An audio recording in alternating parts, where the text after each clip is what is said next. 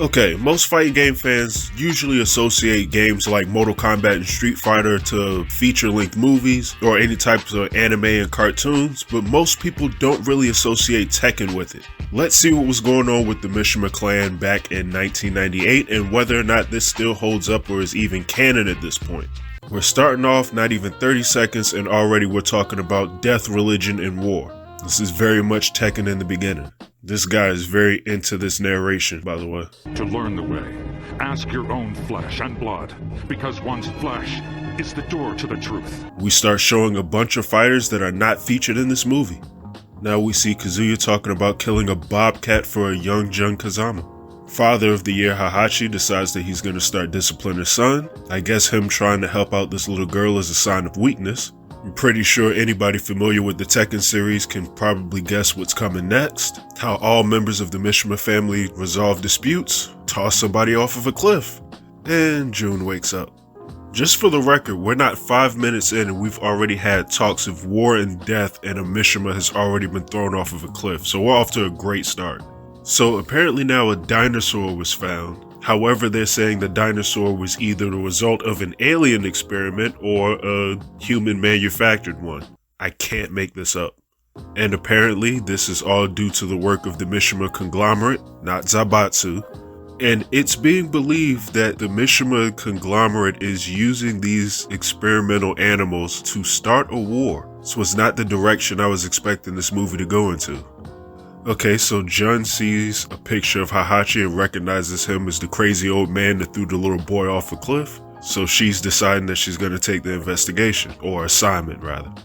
Okay, so Lei Wulong then shows up and decides to say hello by trying to punch Jun in the face. Doesn't go well, so then he decides to be a normal person and just say hello like regular people would, I guess. So he's also going to help investigate this, whatever in the hell the Mishimas are doing.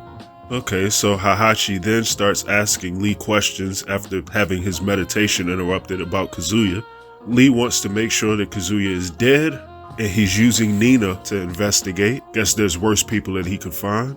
For whatever reason, he's acting like he's in love with her, and the voice acting in this movie is horrible. I have to finish him off, because I can't bear the thought of losing you. Cut to a bloody 8-year-old Kazuya climbing up a mountain after being tossed off of it. And the devil gene keeps Kazuya alive apparently. And adult Kazuya wakes up. So Nina is wasting no time trying to kill Kazuya.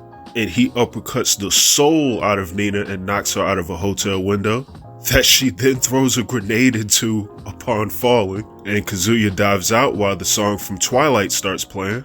Don't ask me how I know that. It's 90s fighting game anime, so there's the gratuitous shower nudity scene. So now we learn that Lee is using Nina to kill Kazuya while he continues to sleep with Anna. Busy man apparently. God, this voice acting is still terrible. I can't tell if it's the actual dialogue or if it's whoever is doing the voice acting for Lee. It could just be me, but it doesn't sound believable at all. So the plan for Jun and Lee is to actually infiltrate the tournament, and one of them is going to try to get on the base underneath the actual island itself. What's the plan from there? I have no idea. That's not been discussed yet. Okay, so now Lei is telling Jun about the apparent hotel bombing that took place the night before with the, machine gun fire between Nina and Kazuya.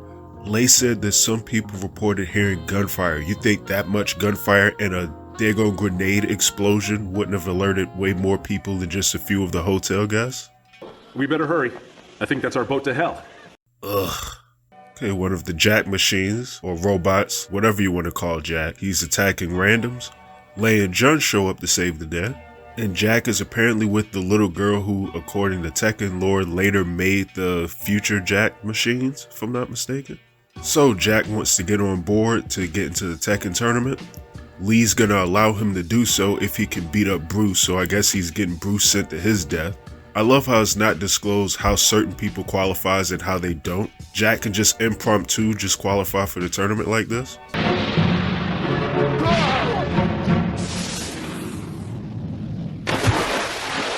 So Bruce is out of the tournament, and he's bringing this child along with him and nobody's asking any questions. Also, Jun consents that the little girl is dying of some sort of illness. Okay, Lei has a quick sexist conversation with Jun about Michelle. Lee is sitting up in the tournament with Gang Ryu and Anna. You would think as often as Lee's seen with Anna, wouldn't Nina start asking questions after a while? Or am I just thinking too hard about this? Lee thinks that Kazuya is not going to actually make the boat ride to the tournament, and right on cue. Also, for the record, I don't know if it's the actual face of the demeanor, but something about how Kazuya is drawn in this anime reminds me a lot of Vegeta. I can't tell you what it is. So now Jun recognizes Kazuya as the little boy who got thrown off of a cliff when she was a small child, I guess. She's recognizing him even though he looks nothing like he did as a child. But apparently Jun has ESP, so she's just gonna pick up on everything. So it's the night before the tournament and all the fighters are at a military base that they're referring to as an island. So late night before the tournament, Kazuya is absolutely murdering a punching bag. At least somebody's getting prepared, I guess. And he keeps reminiscing about being thrown off the cliff. I think I need a running tally at this point about how many times they've shown this child get thrown off of a cliff. It's actually starting to get kind of funny. So, Jun reunites with Kazuya for the first time and offers him his mother's necklace that he lost when he was a little boy before, the incident. As Kazuya tries to play it off like he doesn't know where the necklace came from and he doesn't know who she is. Picture. It's your mother, isn't it? She looks like a kind, gentle woman. Yes, his mother is a kind woman, and she's also the devil. So he slaps the necklace out of her hand and she starts spazzing out on him. So now it's getting even more ridiculous. So Jun explains to Kazuya that she tried to get help for Kazuya after being thrown down the bottom of this cliff, but no one would help her. So she herself climbed down the cliff to try to find Kazuya herself and couldn't find him. To make this even more ridiculous, she found a river at the bottom of the cliff where she suspected that he fell at and never saw his body resurface. Ironically, that's because he fell on land. Jun tells Kazuya at this point that he seems like a devil. Little does she know. And naturally, as anyone else would, Kazuya starts stripping for Jun. This makes perfect sense. So after showing her his Sagat scar, he tells her that he sold his soul to the devil to make sure that he could kill Heihachi.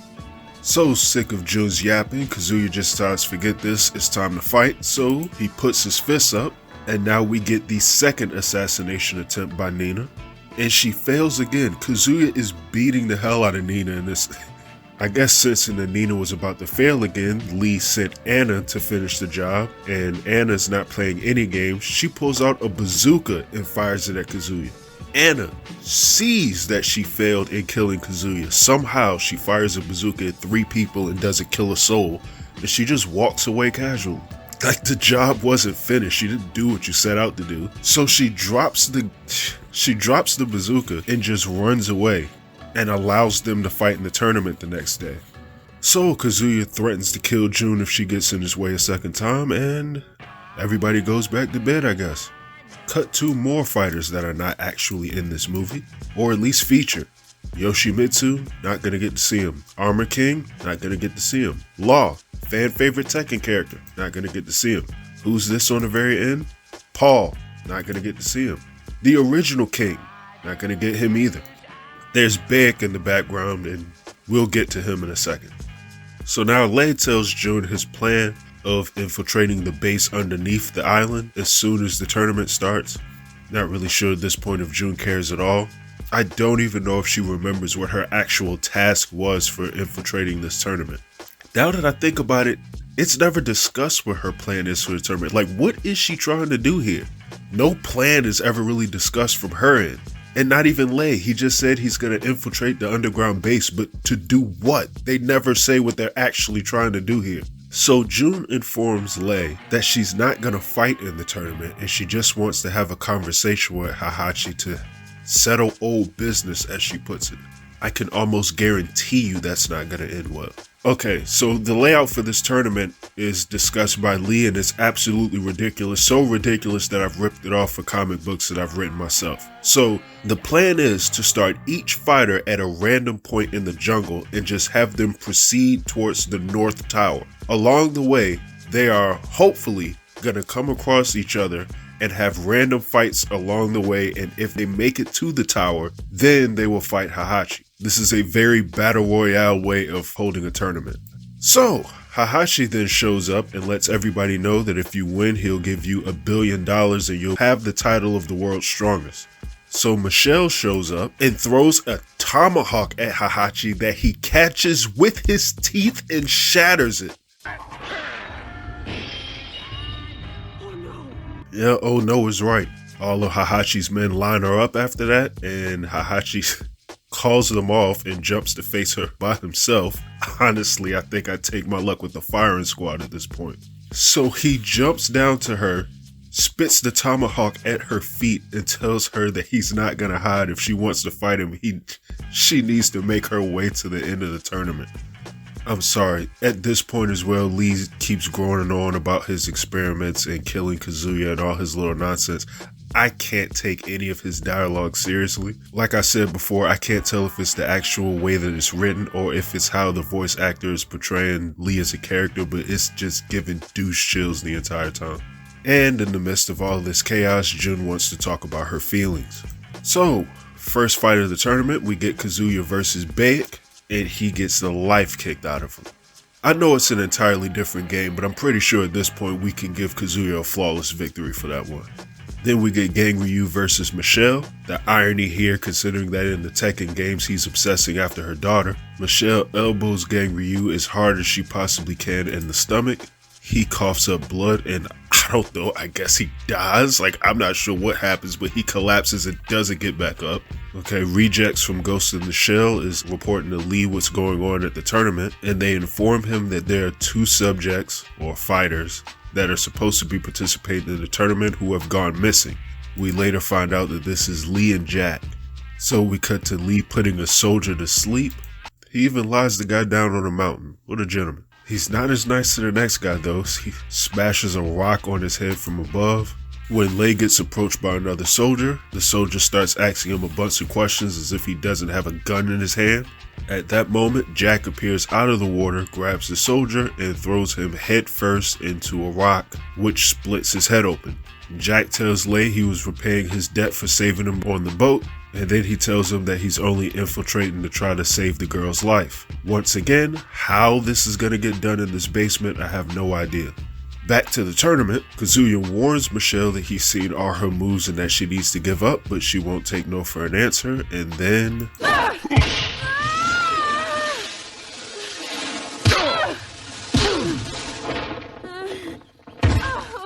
So he puts her down yet again, and she still refuses to quit. Cut to a flashback of Hahachi bombing Michelle's village. Seems like she has a lot in common with Miguel in Tekken 6. So we get a bunch of sad music as Michelle pleads her case to Kazuya, and then he backhands her, and then promises to send her to heaven before he continues on to kill Hahachi. And Jun saves her life. Thank God. I don't know if killing her was really necessary in this instance. So we're back to the B plot of Lei and Jack. Lee spots them, so now he's going to send his new androids to start attacking people at the tournament, including Lei and Jack, who's now infiltrating the, I guess, underground layer of this island. I don't know what to call this at this point. The actual androids or test subjects that Lei has sicked out on everyone turns out to be dinosaurs that can turn invisible. God, look at how old those cameras look. Even seeing it in anime is crazy at this point. So a bunch of P-Jacks approach. While they're walking like this, I have no idea. Lei and Jack quickly dispose of them. As Jack keeps fighting the other Jack, I guess, the little girl starts having health issues and Lei jumps in to save her. And that's when he notices that Jack is officially a cyborg. Back at the battlefield, Jun is having another talk with Kazuya about her feelings. I'm not gonna lie, I'm starting to get tired of this. Here's a wrinkle in the plan though. Jun actually says that she's gonna fight Kazuya now to beat some sense into him. So, Lei then informs Hahachi that he sicked the dinosaurs out on all the rest of the fighters and tells him that he doesn't even think Kazuya is gonna be able to get past them. And Hahachi tells Lee that if Kazuya can't get past his little weak playthings, then he doesn't deserve to fight him in the first place. Lee gets butthurt about that and then retreats. And we cut back to Jack and Lei in the underground basement, where Lei gets punched in the face by a boxing kangaroo. Most people will recognize this kangaroo as Roger. And Dr. Boskanovich intervenes before Lei gets in a fight with this kangaroo, which is probably It should be the most ridiculous statement I've said in talking about this movie, but somehow it's not.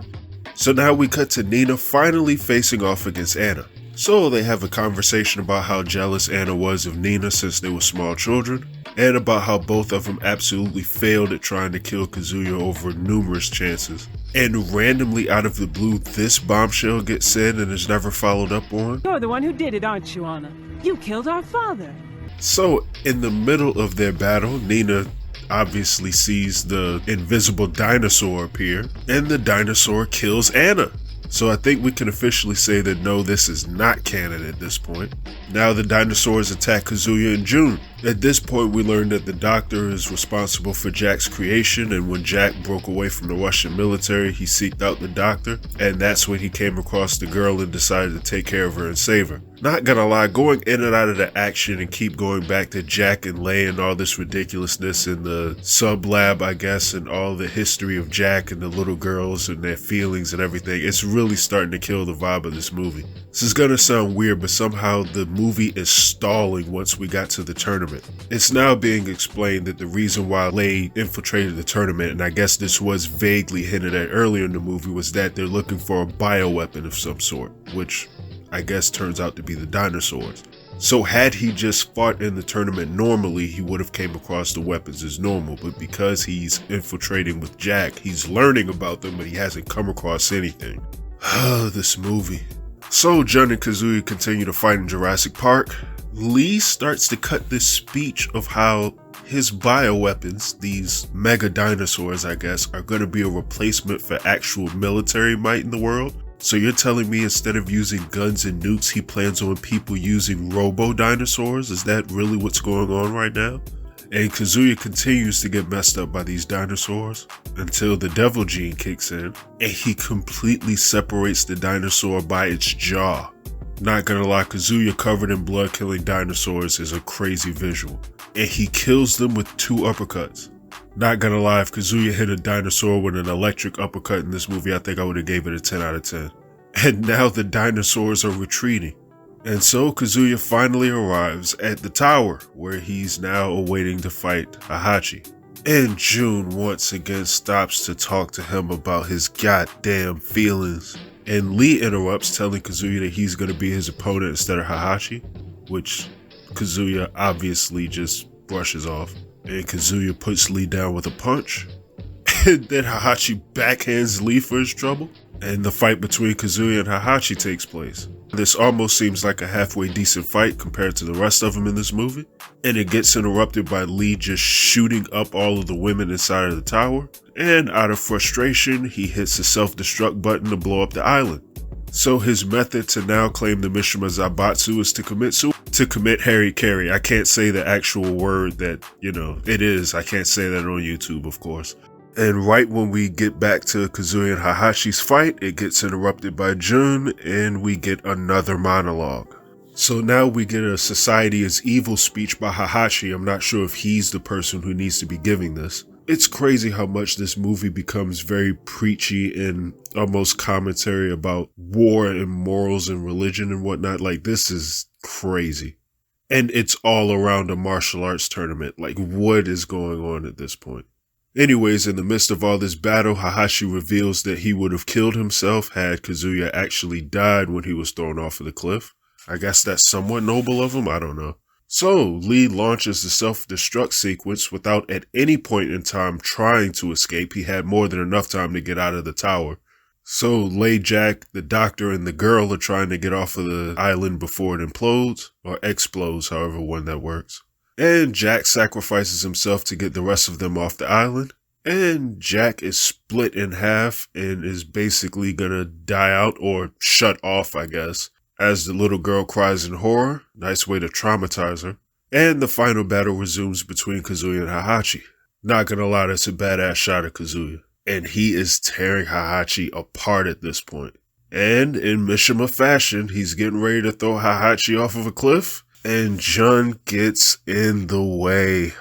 And in a twist, he threatens to throw her off the cliff. So Kazuya starts to slowly come to his senses when he realizes that he's making Jun cry. Now they're mentally changing the events that led to Kazuya getting thrown off of the cliff. And Jun is now in young Kazuya's mind, giving him a monologue as well.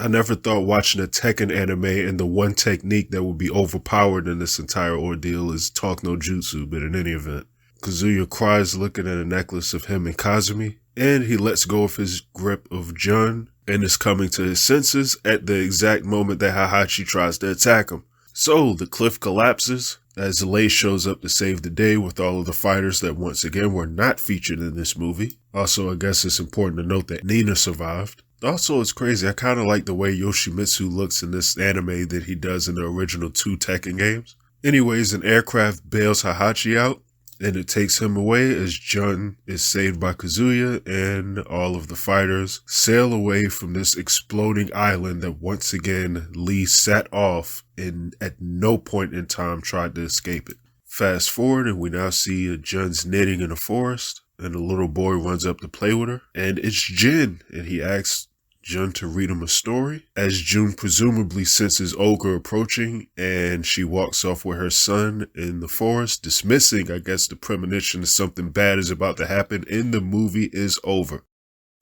And for the record, the events of Kazuya being tossed off a cliff was revisited 5 times in this movie, which I find hilarious.